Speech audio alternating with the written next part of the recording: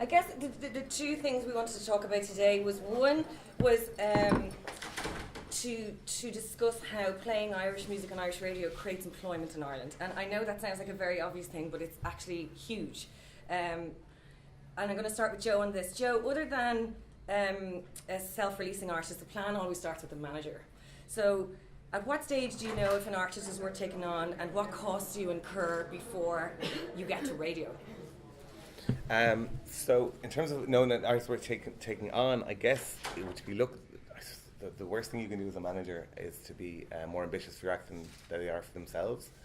You need to know that the act has the staying power, can write the songs, and is into all the things that need to be done these days, from radio sessions to doing their own Spotify playlists, to doing the press, to doing the media, to having good social media. You need to know that they're ready for the amount of work that's involved in breaking them. And this, I guess, financially then, it's finding, sometimes for radio particularly, it's finding the right producer, it's finding the right package, it's knowing that there's one or two singles there, that you have a plan, you can put it together. So financially it can be quite, it can be quite heavy, because you mightn't have the live revenue out there to support it in the early days, and that might take a while to come around. So it can be quite a big upfront cost. You invest in them early. But it's the time more so than the money, because if you can find the right producer who's into the act, and you can build a really good team. It's not that it's, you're into like maybe 10 grand to bring it up to the first album, but it's more about the time. You could spend 12 months on an act, like we did an act last year that we spent 12 months on, and they started to get radio play in Germany and all over, and then they broke up. And there's nothing you can do about it. That's it. The money's gone, the thing is gone, and all you've got is 2 singles and whatever happened to documentary sometime down the line. So great. Emma, Joe wants you to do PR for his new band. Do you like them? How do you decide what to work with? And also, are music PR a good filter for radio? Okay, first of all, I have to absolutely love the music. I have to really believe in the acts that I work with, and I also have to believe that there's a market for them. So, for instance, there's no point in me taking on a band if I don't believe that they're going to get played on at least some of the alternative shows, or if they're more a mainstream band, on mainstream radio. In the end of the day, they spend so much money hiring, making the song, hiring PR, that you've got to make sure that you think that they've got a commercial chance of actually making it or breaking through. I think that publicists are because I love music and because I develop acts, I think I'm, by the time, the head of music, by the time I'm going to them, I've already filtered an awful lot of the music that I've done.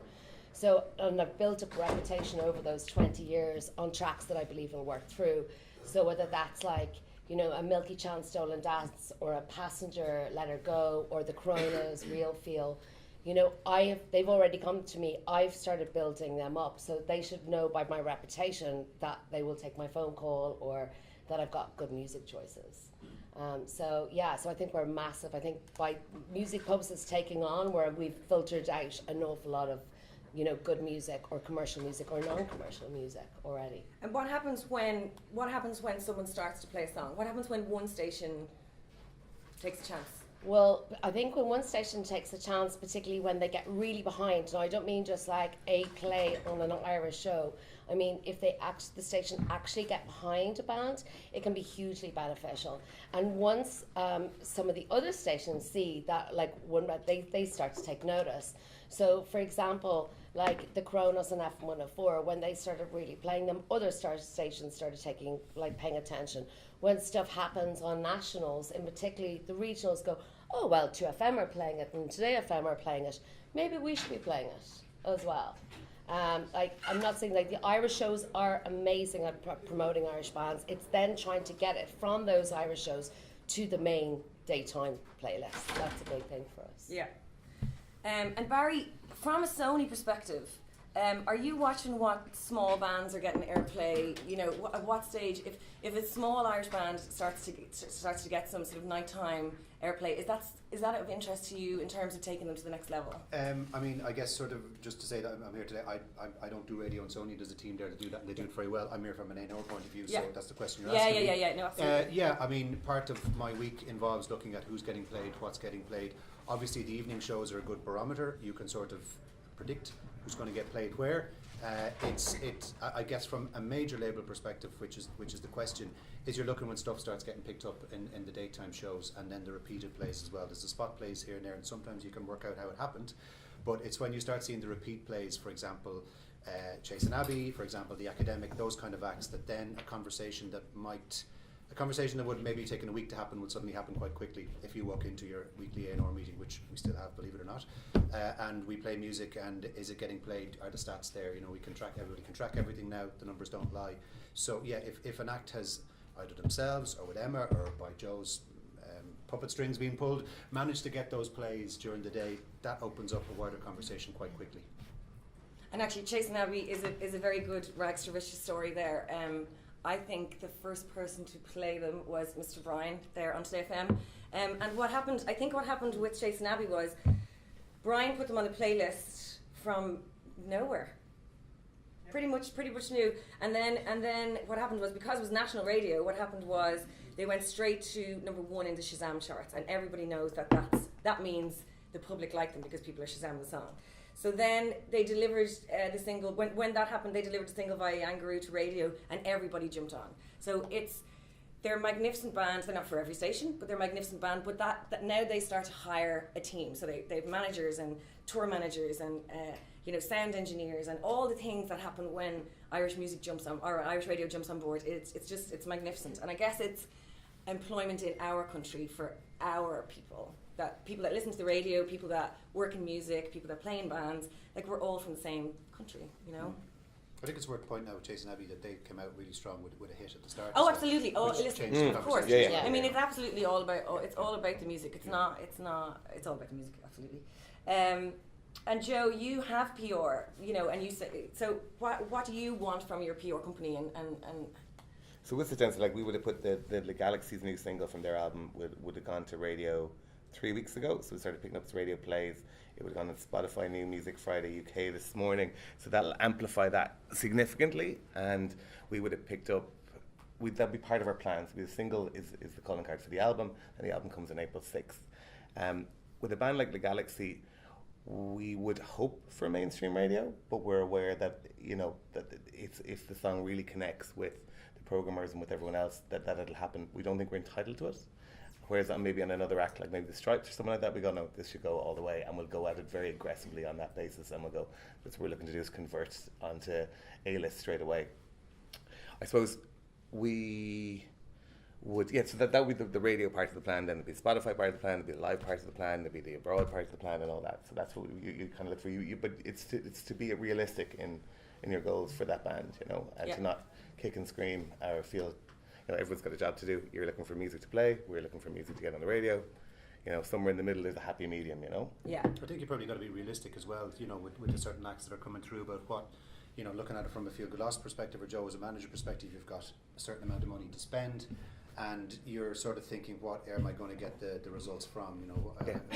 What are you going to spend your money on? Certainly from a Feel Good Loss perspective, radio 3 or 4 years ago, we would have employed pluggers in the UK and hoped that it fed back in that way as well, and that's complete gangster territory over there as far as I'm concerned. I'll never do that again. Obviously with Spotify, that context has changed a lot now. Spotify is, in terms of our list of things, number 1 is the music good, number 2 was the online press campaign still comes before Spotify, certainly for us anyway, in terms of the initial setup part of things. But then we are investing our limited amounts of money in Spotify plugging as well, because we feel that in terms of what's going to generate revenue back, independent labels, independent artists are seeing revenue coming back from Spotify, and that's what we're spending our money on at the minute. Irish radio spend, certainly for a label like Feel Good Lost, it's we don't spend on it because we can't afford it, and it's personal connections, people that we meet at gigs, or people that we know will support the acts that we are promoting. We're also, I think, aware enough that the acts that we are currently managing and releasing, don't necessarily play in the same space as the Chase and Abbeys or the Galaxy, the bigger bands. Hopefully they will. But I think it's about being realistic in terms of your management and label, which is what a lot of us are doing, in terms of trying to just approach that correctly at the start. Yeah. This one's for you. Who are the early adapters of music for you on radio? And is Yangaroo helpful to your business? And does it delay, all the questions, does it delay in media listening to new music hurt the release? Does it change the plan? Okay, Sorry, first, let's go start with the first. Who are the early question. adopters? Yeah. The early adapters, I think it depends on the music, whether that's an Irish act or an international act. The early adapters tend to be. Why is that different? It's actually sometimes easier with an Irish act because there's Irish shows. So, for instance, if I ring Dave McCardle, who I saw earlier in Red FM, if I ring him about an Irish act compared to an international act, the Irish act, if he will probably put it on the Irish show. And a lot of the stations have their own Irish shows, so they adapt to the Irish music maybe a little bit quicker than, say, an international act. International acts are harder to break. You have to break them through national radio because an awful lot of the regional radios won't take a chance on whether it's a new act or even an older act like Noel Gallagher. They're going to wait and see what 2FM are doing, what Today FM are doing, and some of the bigger stations in Dublin, what they're doing before they will actually take a chance on it. So the early adapters, really, I suppose it's funny, it can be like WLR might put it on daytime straight away because like Ray loves a track, or it could be Beat and Rob O'Connor will love a track. So it just depends. It depends on the track itself and whether it's mainstream, whether it's the Coronas, or whether it's 1,000 Beasts. They're very different. I think acts. a conversation we were having earlier on was that, and correct me if I'm wrong on this, is that maybe stations like WLR or Limerick, the local ones, have possibly more leeway because they don't have the competition with the others to take a chance on their track, and they can do that without maybe the worry so much as in Dublin that 2 notches along the dial there's somebody else playing what they want to hear. Would that be an accurate summation? No. No? We broadcast in the Midlands, in Longford and Monaghan, and you can sit in the car in parts of Longford or indeed Monaghan, and you can have 22, 23 stations on that dial fighting for your listener. And they won't stay on say I'm from Limerick, and in our house Limerick 95 was just on for the last 20 years. Nobody's ever moved off it. You don't have that loyalty isn't there with the local stations anymore. The loyalty is there, but you're also trying to grow the business Yeah. as well. Okay, yeah. But to say that, let's say a radio station in Dublin have different challenges to a station, in other parts of Ireland, it's a little bit disingenuous. Yeah, no, fair play, because yeah. Let's say you have regional, and you also have other local radio stations as well. Yeah. And the further north you go, then you have The North BBC is coming in at you and everything. Okay, well, good to know. Yeah, thank you. Yeah, the second question I think was about whether I find, what was it about? Yangaroo, whether I find it useful. I find it really useful, as in it packages my music much nicer than a press release and a Dropbox link. As in, I think it's very easy to use. So I don't know if you're all aware of what Yangaroo is, but it's a delivery tool. And so people get in their email, they'll get the photo, the album, the biog, everything, and a link to play it directly from their email, or they can download it. And then they have the library, which I don't know how the radio looks in the library. I don't know if it's the same as what I get, but I find it like a very successful delivery tool. However, I don't think that everybody is listening to it yet. I think that there's been some radio stations that have embraced it, and then there's others that haven't. I'm not sure. I mean, some of you could probably answer it in the room. I'm not sure if that's because they're just getting, a generic email. Or whether and it's not targeted. So if I was sending it like an email myself, I would be going, I was saying yesterday, like Warsaw Radio or doing a tour in Ireland, I would have like Warsaw Radio new single playing in the Roisin Dove Galway Bay FM playlist ? That would be different than possibly the Yangaroo is sending out. I think it's a very tidy service, and I think once everybody's on it and using it, and everybody agrees that it's actually, they want to get music in one certain way, not like 5 different ways from 5 different publicity companies. I think once that happens, it's going to be an amazing service. Well, that's actually why I launched it, because the majors were the first set of music industry to move from CD to digital. And obviously they send the most music and the most popular music in terms of just its popularity. But what happened was that because there's no one person looks after all the indies, Universal send theirs seamlessly into Bryan Adams' inbox. So do Sony and so do Warner, and everybody else sent it haphazardly. So everybody else was all the indie PR companies, the labels that do their own PR, and we have a lot of self-releasing artists in Ireland because we don't have a lot of labels, and we don't have a lot of managers, and we don't have a lot of experience. So what I was getting back from radio was that's completely haphazard and just chaotic in terms of independent music. So sometimes, anybody who knows me in terms of talking about Irish music and Irish radio knows I don't do the blame game, and I don't, sometimes it's about the music industry getting their shit together and not about pointing the finger at radio. So that's the reason I launched Yangaroo. It was to tidy that up, to have a fourth library. But the reality is there are few people that actually, nobody can tell you what to play, but there's few people that actually listen. And that's one of the things I wanted to say today is to go, I think it would be lovely if people listened more to music, because I'm not really sure how a specific song isn't for you unless you listen. But the reality is if Irish radio and media in general aren't going to listen via Yangaroo, it's going to disappear. It just won't be able to sustain itself. So I guess what I wanted to say today was, come on in, hit the stream button. How you consume music is your own.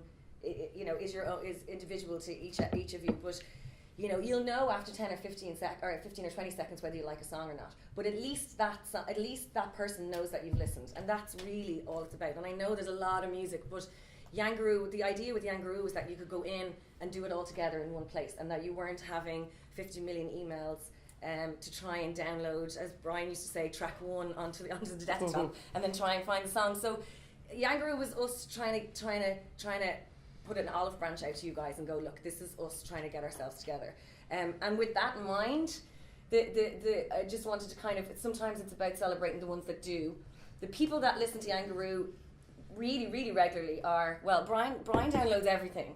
So you'll have to ask him if he listens to everything, but that's Brian. Steve from Cork 96 FM, Steve Hayes, is great, and as is Dave McCardle. So I just wanted to say thank you from all the people who send music via Yangaroo for listening. It's your job whether you play it or not. But I guess my job is to get it to you easier. Now they're the heads of music. The presenters and that are brilliant are Ray from WLR. He's just magnificent, isn't he? Yeah. He's just a joy. Anne-Marie Kelly from Midlands 103. She's a bit of a joy. Dermot from Today FM is a bit of a joy. And News Talk's Tom Dunn. All really, really good listeners. And if I wanted to bring anything away from today, it's like, if you could press that stream button a little more often, I'd be really appreciative. The other thing I think that's a huge advantage of Yangaroo compared to the way I would have sent music before is that I actually have to put the ISRC code, all the metadata, where before I would never have to deliver that to the radio stations, and I think that makes their job a lot easier when they're filling out their IMRO reports. So I think from a perspective of radio, I would hope that they would embrace Yangaroo a bit more. And it's great when I see that somebody's been listening to a track. So if I don't get a chance to ring everybody, I can see whether they're actually engaging or not with a certain song. And then if one DJ is engaging and it's not the head of music, then it's time for me to ring the head of music and go, well, so-and-so likes it. Anne-Marie loves it in your station. Could you playlist it? But I think that, it would be really interesting to hear from radio's point of view whether they're finding Yangaroo useful, and the ones that haven't engaged with it yet, why they haven't. Does anybody want to? Can I just say I'm Maggie Doyle, editor of music at BBC Radio Ulster, and this is fascinating. We don't get the opportunity to talk to you as much as we are today. I haven't heard of Yangaroo, very much interested in it. Love for you to have the northern broadcasters on your radar if they're not. With Ralph McLean, Stephen Cawley, Lynette Fay, great champions of Irish music and local music in particular in the north. So I'd love that. That'd be amazing. I'm not sure how much the northern market. No, it is like Yangaroo is just is countrywide. Absolutely, like we've some stations up the north that we have. So we just be great to chat to afterwards and get that. Yeah. No, absolutely. Just that. No, absolutely. Like Northern Ireland, I would find very important, and actually is a huge gateway for a lot of Irish bands to actually break into the UK. Like I look after people like Rossborough. I used to do 5 bands, Street Special, so a lot of them are my northern acts, and they would, instead of a UK plugging company to be plugging to BBC, I would have good relationships with Rigsy and, you know, Stuart Bailey and, you know, a lot of the stations in the north. And it's great. It's great to be plugging it from an Irish point of view as an island rather than, you know, and a great gateway to the UK. Sure. Plays from Stephen and Rigsy and those kind of people just translate to ticket sales for certainly in the next for week Belfast, after, yeah, so it's, for sure. you know, there's We positive have a results. really strong emotional connection with a lot of the Northern Irish as well. People like Troy and Duke have been on the station from the very beginning, so that relationship is there. It's more than just, you know, commercial. It's a real sense of loyalty to them and pride. Yeah. That's an beautiful to interesting hear. point, because something we talked about earlier on was that sense of a radio station linking and very much getting behind the band is something that happens, I think, in other territories quite a lot. In Germany, with the regional stations, they'll really pick an act, and for a year they'll work that act up. And I suppose the most recent example here would have been Chasing Abbey, would have had that from Today FM all the way through. Is that something that ye as radio stations are interested in? Is championing an act, a particular act, or picking something, getting behind it, right the way from, you know, initial song all the way through, you know? Is that something you have a facility for, or does the formats allow that? Anyway. I guess it's a song by song basis.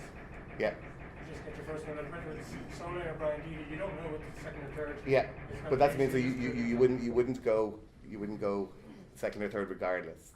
Never regardless, it's Yeah. song by song. Yeah. But hopefully Yeah. it'll increase. But First one one. song, Brian, one song, you know, done well, changes an artist's career. Like, you jumped on Brian Deedy really early, and he went from relatively unknown, same as Chasing Abbey, relatively unknown, to signed by Universal. And that is the power of radio. It's magnificent. Having said that, to ask Joe's question, yeah, he's one of our artists we championed early, Yeah. as did Red as well. Yeah. But his second or Right. third single we may not have played him, Yeah. but his new one, Eloise's. Because I know from particularly one label that we deal with in Germany, that's what they will do. They will sit down and they will almost pick the second and third single with the radio station, with that in mind. There'll be a big enough footprint that they'll go, let's go to a concert in this territory that's got 3 million people, and let's all work as a team together on breaking this act. And then that will, you know, they'll do their road shows, they'll do their, you know, their PAs, their in-stores, whatever's there, and there's a whole synergy between the radio station and the artists all the way through. So I guess that's my kind of question.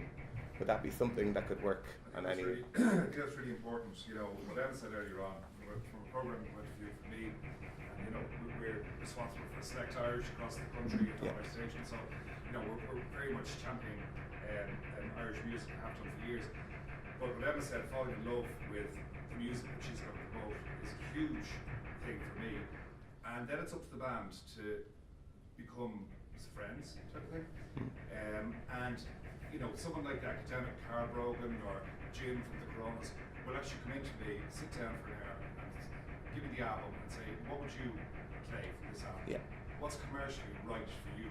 So for you to release a single, me to love it, and then release 2 after that, I may or may not like them. But if you come into me and you sit down in front of me and say, what do you play from this? Yeah. It's very hard for me to say no when you Yeah. release it.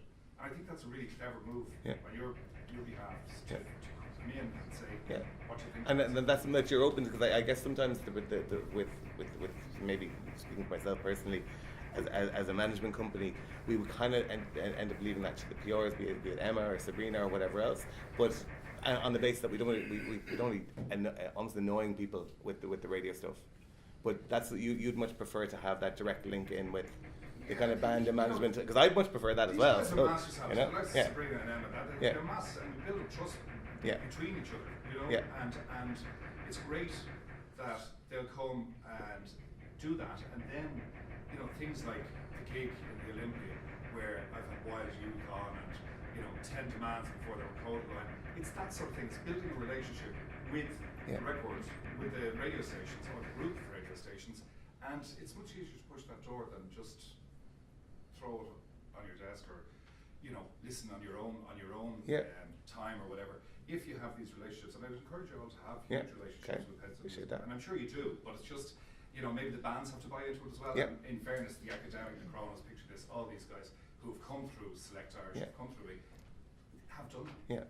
What James touched on there as well is a band coming with a plan in advance and telling you we're doing 3 singles, leading up to an album, we're doing gigs here, we'll come into your station, we'll do this, we'll also do online, we'll be doing you know, rather than just throwing out a single from someone's bedroom and going, Yeah, and oh, see what maybe he happens. doesn't play me, they're not doing any work. Yeah. You got to do And- the work, or when we see that, there's an actual plan, particularly for people with reputations like yourselves, you've done in other bands. Not saying that somebody comes on their own doesn't, but if they have a plan and they have an idea and a real passion and you know they're going to work at it, they're going to do the work with you, as opposed to just expecting you to do all the heavy lifting. Yeah. And if you have an act that's say a little bit edgier, or you know, be it these aren't my acts now, but like say a Fan Club or another Ken or use my own act like Galaxy that doesn't have the flexibility to do kind of morning sessions, acoustic covers, fit in formats and stuff like that. That's probably the thing that we would struggle with a little bit, is some of the acts that are like the Stripes on the other end, no problem, they can pop in anywhere and they can do everything at a kind of minute's notice. So that's where we would struggle with the likes of maybe Cormac, the Galaxy, acts that would get quite heavy radio play in the UK and abroad, but here, that because we can't build that relationship because it doesn't fit, that's kind of one of the challenges I would find as a manager, you know. Yeah, the Galaxy have been in, and it has essentially a bit odd, quite honestly, because it didn't fit. But there's clever ways of doing it. Yeah. You know, the academic art or the Stripes and fairness, they can do a lovely acoustic, Yeah. and then all of a sudden it just branches out. And you know, they will get their plays day part because of the audience or whatever, or onto the open mic or whatever it may be. But there are clever ways of it. Yeah. Okay. Good to know. So we'll just we'll Sorry for finish hijacking off. your meeting. No. Listen, it's all relevant, I guess. We'll just finish off with how can indie radio and indie music benefit each other. I guess we can only talk from a music perspective, but if anybody has any ideas from a radio perspective, I guess, you know, independent music is looking for listeners, and independent music is looking for listeners. Independent radio and independent music. I guess, do you know what independent music wants from you? Do you know what information they want? Do you know? As in the radio stations?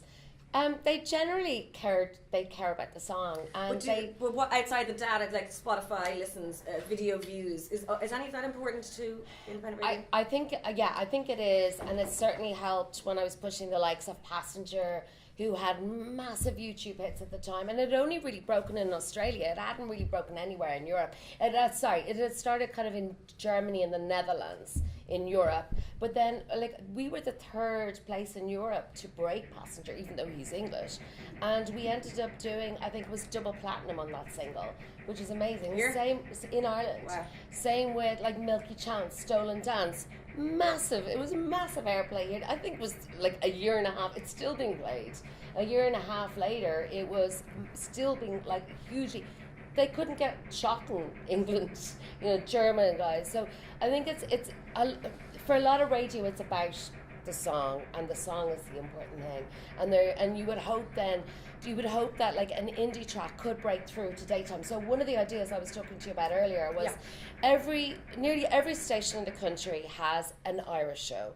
So whether that's, you know, Beat with Rob O'Connor or F104 with Gavin with Open Mic, and I think it would be really interesting to let that one person who they champion to do their Irish show possibly pick one Irish independent track a month. New Irish independent track a month, and champion on that on their daytime playlist. Just one track, and get the person that they trust as their Irish music presenter to pick that track. But also, as you said, to promote the Irish show. And to promote the Irish show, and to promote the station as a whole. Yeah. I think that's just one of the ideas that I've had.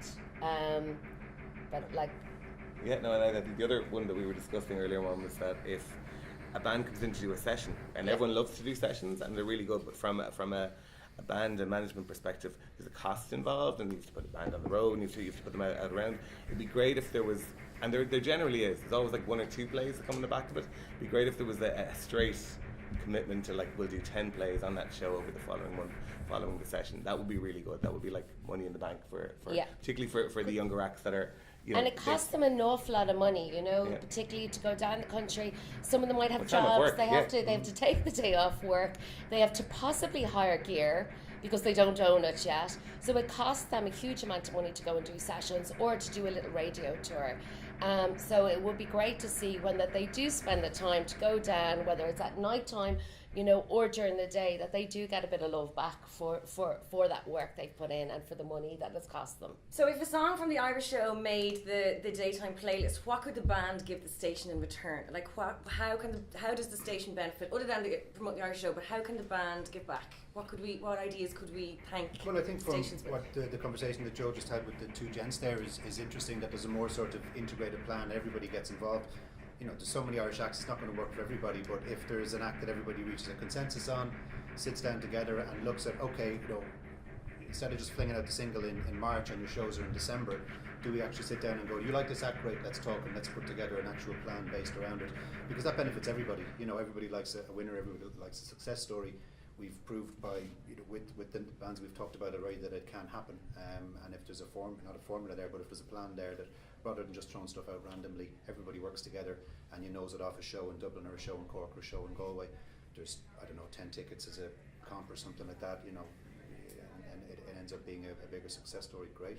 Yeah. No, I'm our select Irish for this month is Chasing Abbey. And But Dave, are they not an established band rather than a new band? no, they're They are. our listeners may want to hear. Oh no, absolutely. But I just mean, would Select Irish be like you do a lot of new stuff on Select Well, Irish, I but don't Chasing know. Abbey, I would have thought Chasing Abbey would be on your playlist rather than on your Select Irish. Well, it starts in Select Irish, but like last month we had a girl called Finn on. Anyone know Finn? Brilliant. No, absolutely. Brilliant, but Yeah. not many people in this room know her. Do- So it's not just do you know, all the they- stations they have to guarantee- play them, or when do the they- Coronas, when the Coronas Yeah. were nothing, Yeah. I played them. When Absolutely. the academic were nothing, I played them. Yeah, yeah. Wild Youth, nothing, Yeah. played them. Yeah. So it's not me jumping on the bandwagon, these are going to be big. I am breaking brand new music. Yeah. And that's what I'm saying about, you know, Chasing Abbey. Chasing Abbey came yesterday to the voiceovers for around the country, and I said to the lads, I'm going to have a gig this year, the 10th anniversary of the FM104 gig. Put us on. It doesn't matter when, where, I'm doing it. So that's the band being clever. Yeah. Oh, absolutely. Like, but that's what I shouted out. It's kind of, I guess the lovely thing about hearing you talk about it is that hopefully other people will do that as well. And I think if playing new music on a successful station like FM104 works, then I hope there tends to be a little bit of a fear around it. So I hope listening to Brian do it and listening to you do it will help other people do it. And that was really what today's discussion was all about.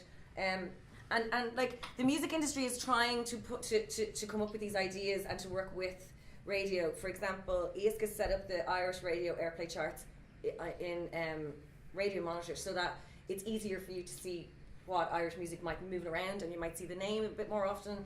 They're in your Yangaroo library. As I said, we've like Yangaroo isn't free. I pay a license in Canada for it every month. So I think I wanted to say first thank you to the people that do support Irish music. Congratulations to Beat for their wonderful award yesterday. I think we'd all love some feedback from you guys about how we can do better. And I guess so it's just about working together, and we have an enormous amount of music in this country, so if some more of it could break through, that would be amazing.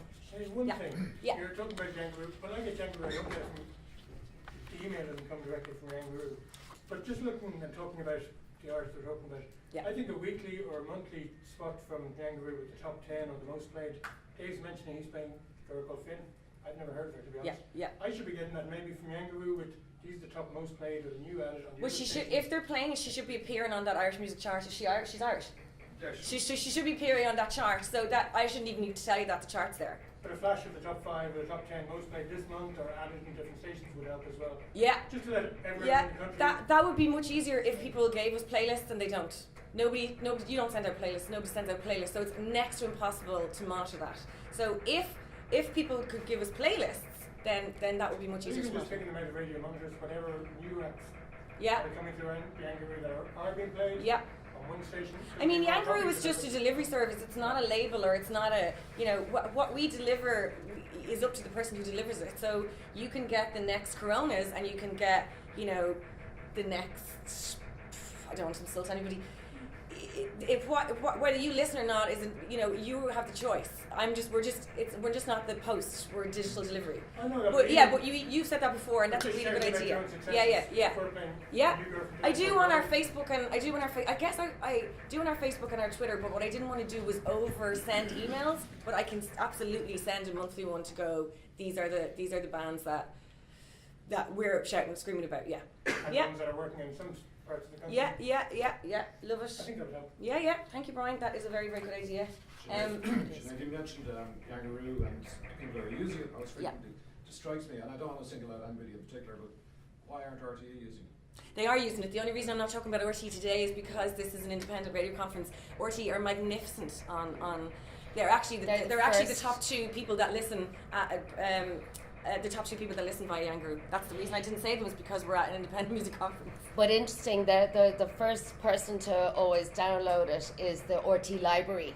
So the RT library, people can go in there independently. Like I know Dermot McAvoy's on Yangaroo as well for the Late Late Show. And interesting enough, I sent out a track from River Matthews called Sunshine, and immediately he was like, actually, I really love that track. I want to book him on the Late Late Show.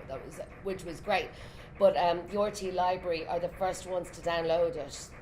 But then it's very hard to see because they all work from their central library, whether they're individually listening or not. I know Radio 1 give a lot of support to Irish music.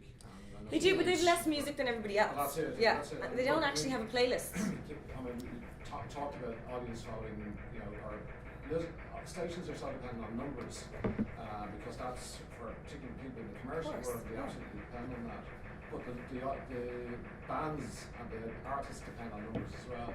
And you need definitely the big stations and stations like FM104 and Dave does a huge amount of work for to play those artists. And as you've talked particularly about the independent sector, and I think every station, as you say, has that Irish program that plays them, but generally they're off peak. They're in the smaller listening hours when there's less people available to listen. Yeah, which is why I was saying if we championed. It needs, again, no disrespect to RTE, but it needs RTE particularly where they have the support of license fee to take a gamble on certain acts. Yeah, and RTE have just taken on the Choice Music Prize, and the PR companies tell me they're getting all the love from 2FM at the moment, and certainly Aidan Butler's great on again, there isn't a playlist on Radio 1, it's a recommended list, so you might get on a list and you mightn't get one play, so that's something that I have to work on with RTE. But they certainly play more of the sort of folk music and stuff like that, which is amazing, and we have a lot of great folk music, which is not for everybody, I understand that. That was exactly my point about Irish music. Being played, it's fantastic that they're getting played, but being played on a Sunday night between 10 and 12 is not going to help the artists, actually. And that's why I was saying that if each station championed their Irish show, and B, let that Irish presenter pick one track a month and put that on their main playlist, that would be huge. It would be huge for Irish radio and for Irish artists. Huge, absolutely huge. Well, look, I'm just going to put it out to you guys if anybody has any questions, and otherwise we will wrap up. David McCarthy, not even you. Has this been a secret ploy to get Irish techno played on? That is the new Chasing Abbey song. And actually, if they were clever, there'd be people busking in the with all you gorgeous radio people here. There'd be somebody busking outside trying to get your attention. Well, look, I thank you for coming, because we didn't know if we'd be in a room with just the four of us. Thank you, and thank you for what you do. And I guess that just today was just about let's try and work together more. That's all. Cool. Thank you.